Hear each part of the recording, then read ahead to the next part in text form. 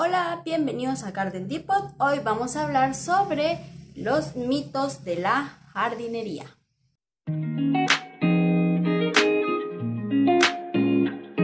Hoy decidí hablar sobre los 10 mitos sobre los cuales más me preguntan. Sin embargo, no hace falta más que una búsqueda rápida en Google sobre ideas en X minutos o trucos de jardinería para ver cuánto nos están engañando en la vida real. Así que hoy vamos a desmentir o confirmar muchos de los mitos que existen en el internet sobre la jardinería. Pero no solo en el internet encontramos mitos, también han venido heredándose ciertas prácticas que al parecer eran buenas para nuestras plantas, pero ahora vamos a descubrir si lo son y si no, ¿por qué no? Y antes de comenzar, por favor, no olviden suscribirse, dejar su like, que nos ayudan mucho a seguir mejorando para ustedes. El primer mito es sobre las semillas de orquídeas. Si bien es cierto que las orquídeas producen semillas, la mayoría que encontramos de manera comercial son inútiles de germinar, al menos en las condiciones que cualquier cultivador de cualquier planta tuviera. Las orquídeas necesitan ciertos requisitos ambientales y microorganismos para poder germinar. Por eso, la única forma de que nosotros podamos germinar artificialmente una semilla será en un laboratorio.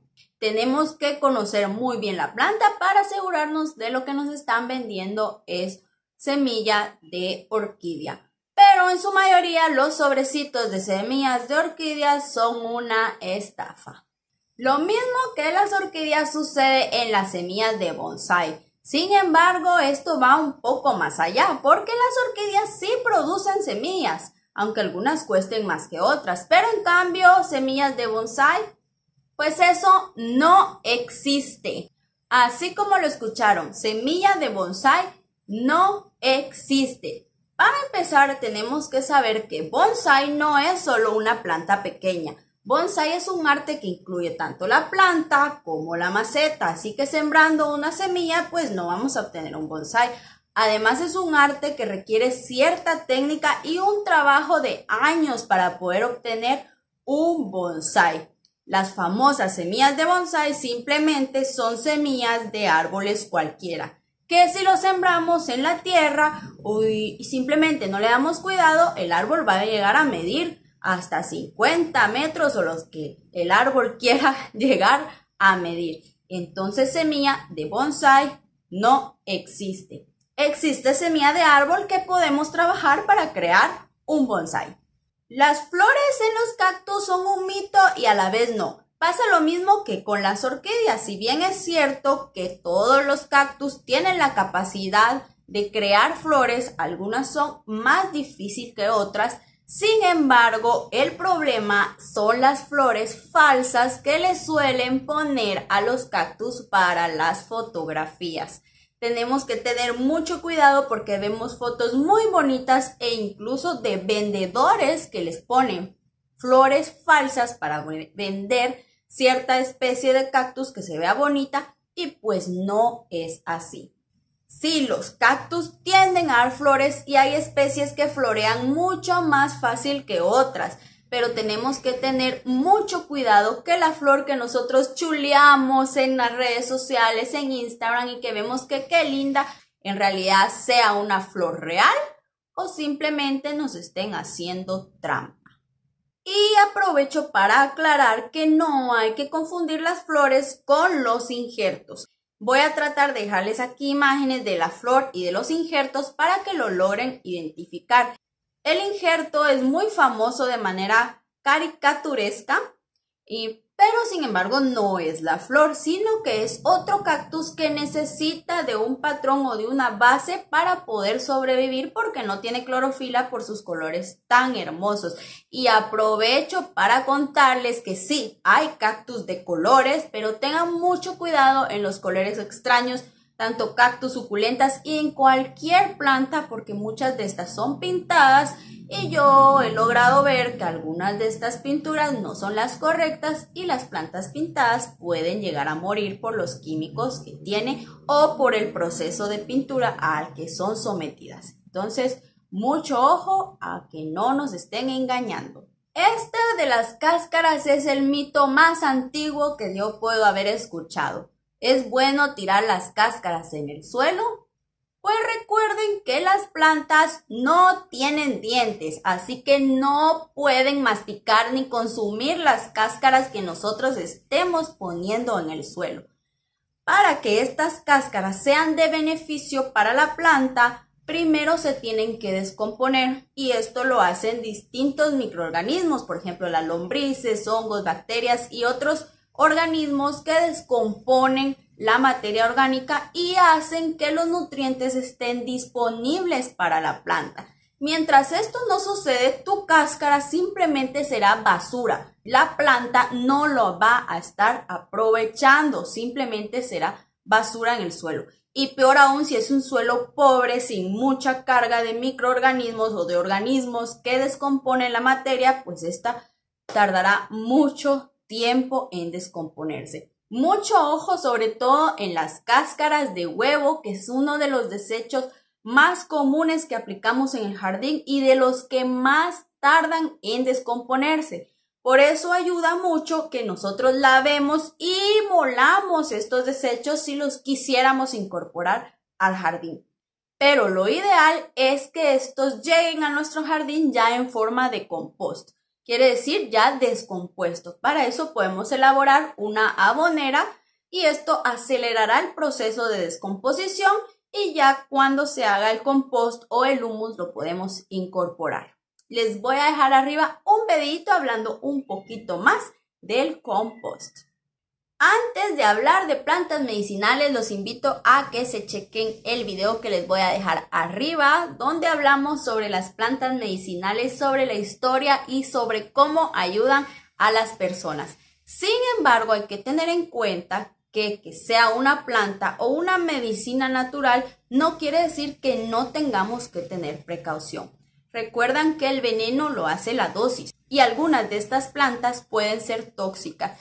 Sobre todo no es recomendable, por ejemplo, utilizar en niños o en mujeres embarazadas algunas de estas plantas. Así que, aunque sea natural, no quiere decir que sea 100% seguro. Y algo muy importante, que las plantas medicinales nunca van a sustituir ningún tratamiento médico. Pueden ayudar a prevenir enfermedades, a mejorar un tratamiento, a contribuir o a apoyar, pero nunca sustituyan un tratamiento médico con plantas medicinales. Siempre, como les repito, importante verificar la dosis y la toxicidad. Y recuerden que hay personas que son más sensibles a una planta que a otra. Otro mito, o más bien es una duda que les causa, es por qué algunas plantas vienen envueltas en esponja o por qué la gente agrega esponjas en el suelo. Y esta es una técnica que utilizan las empresas para alargar la vida de las plantas, ya sea en un transporte o en un almacenamiento de largo plazo. Es muy importante que al tener la oportunidad nosotros retiremos estas esponjas o estos materiales inorgánicos. La mayoría de esponjas están hechas de productos sintéticos y estos no retienen los nutrientes que las plantas necesitan. Únicamente nos pueden ayudar a retener humedad. Entonces esto es algo muy importante a tomar en cuenta. Esta técnica no está hecha para sembrar en tu hogar o en tu maceta. Está hecho para almacenamiento y transporte de grandes distancias. Al tener la oportunidad de realizar el trasplante de tu planta, quítale esas esponjas. Incluso otras vienen con Duroport y otros productos que son inorgánicos y que no aportan absolutamente nada al suelo. Sin embargo, lo están dañando. Estamos agregando al suelo materiales inorgánicos y microplásticos que a largo plazo pueden llegar a dañar la vida de nuestros suelos. Hago la aclaración que para cultivos hidropónicos sí podríamos utilizar ciertos materiales que son inertes o que son inorgánicos, pero ese es un caso aparte. Y también les voy a dejar un videito sobre hidroponía para que lo chequen. La cal en el suelo es un mito y una realidad al mismo tiempo. Es un mito cuando no lo explicamos bien. La cal en el suelo es muy utilizada para mejorar el pH del suelo. Cuando tenemos suelos muy ácidos y nuestras plantas necesitan suelos más alcalinos, incorporamos cal. El mito es que podemos utilizar cualquier tipo de cal y esto no es cierto. Es muy importante que no utilicemos la cal de construcción, la cal agrícola, sino que utilicemos cal dolomítica. Recuerden este nombre, cal dolomítica. Así es como tenemos que solicitar la cal que va a ser capaz de cambiar el pH del suelo. Con las otras cales prácticamente no hacemos mayor cosa porque su capacidad de convertir o de cambiar el pH es mínima. Entonces habría que aplicar cantidades absurdas, ridículas, que nadie lo haría para poder ver el efecto. Entonces sí, es bueno aplicar cal, pero hay que aplicar la cal correcta y en el momento correcto. Si nuestro suelo es muy alcalino, ahí no debemos aplicar cal. Sin embargo, ahí tendríamos que aplicar materia orgánica. Entonces, si quieren que les haga un videito sobre el pH del suelo y cómo corregirlo y también algún método casero para determinar el pH, déjenmelo saber en los comentarios.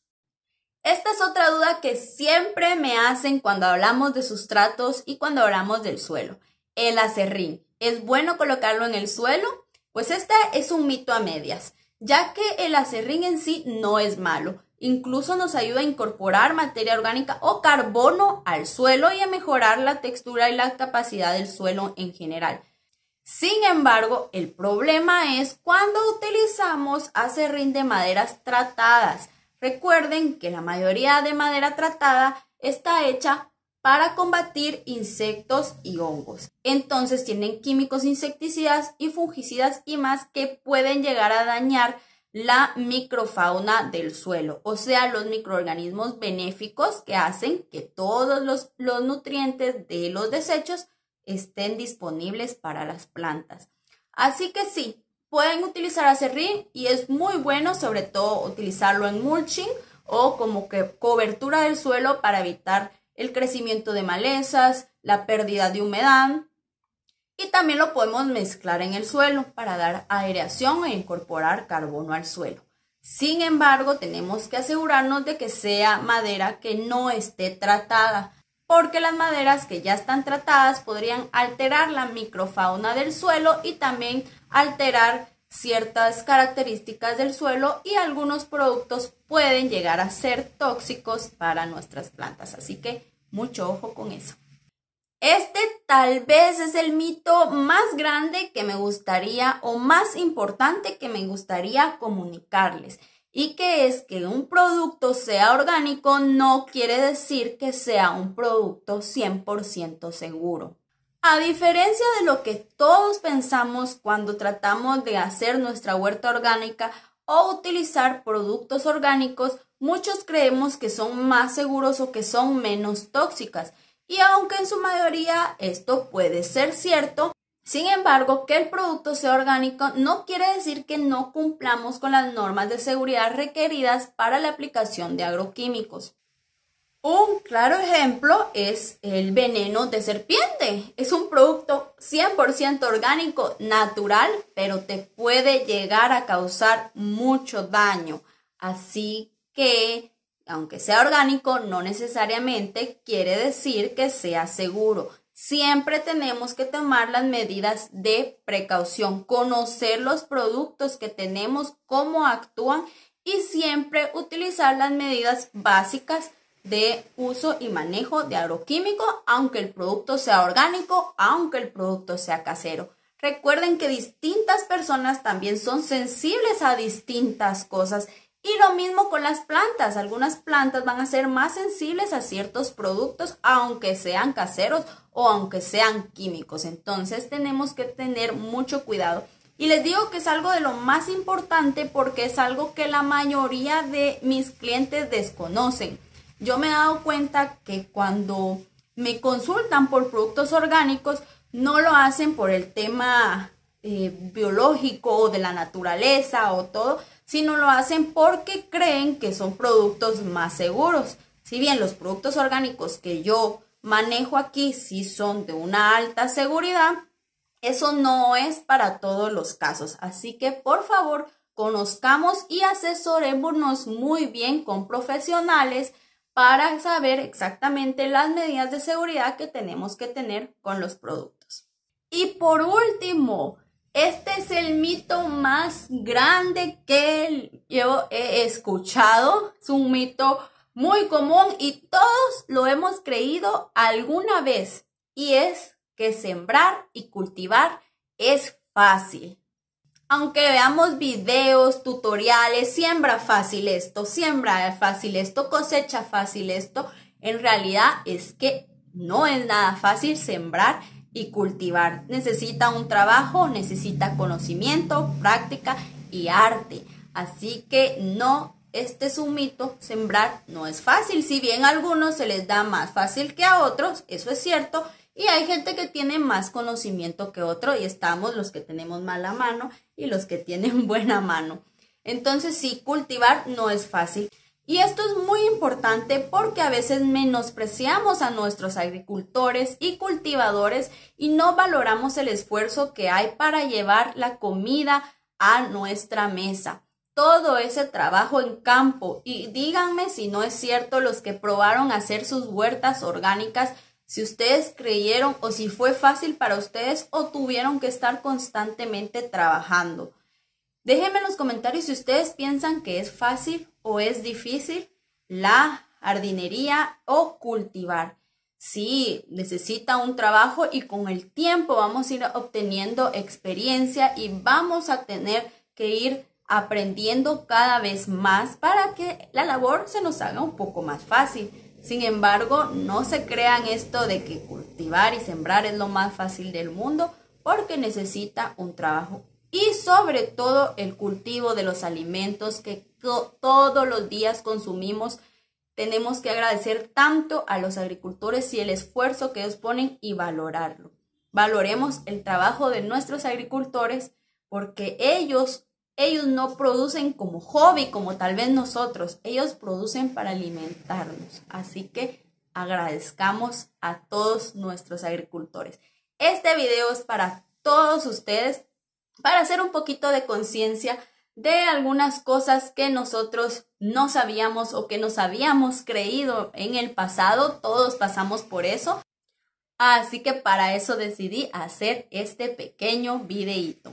Déjenme saber en los comentarios qué otro mito ustedes han escuchado o si tienen duda de que sí es cierto o no es cierto mito, y con gusto los voy a estar respondiendo. Por favor, no olviden de seguirnos y comentar sobre qué otro tema quisieran aprender. Ya tenemos cuenta en Patreon, donde también tenemos asesorías personalizadas para tu jardín de manera virtual, entre otros beneficios a los que pueden acceder. Así que síganos, también síganos en nuestras redes sociales, donde constantemente estamos compartiendo tips. Y por favor, no se crean todo lo que ven por ahí, investiguen o pregúntenle a los expertos. Nos vemos.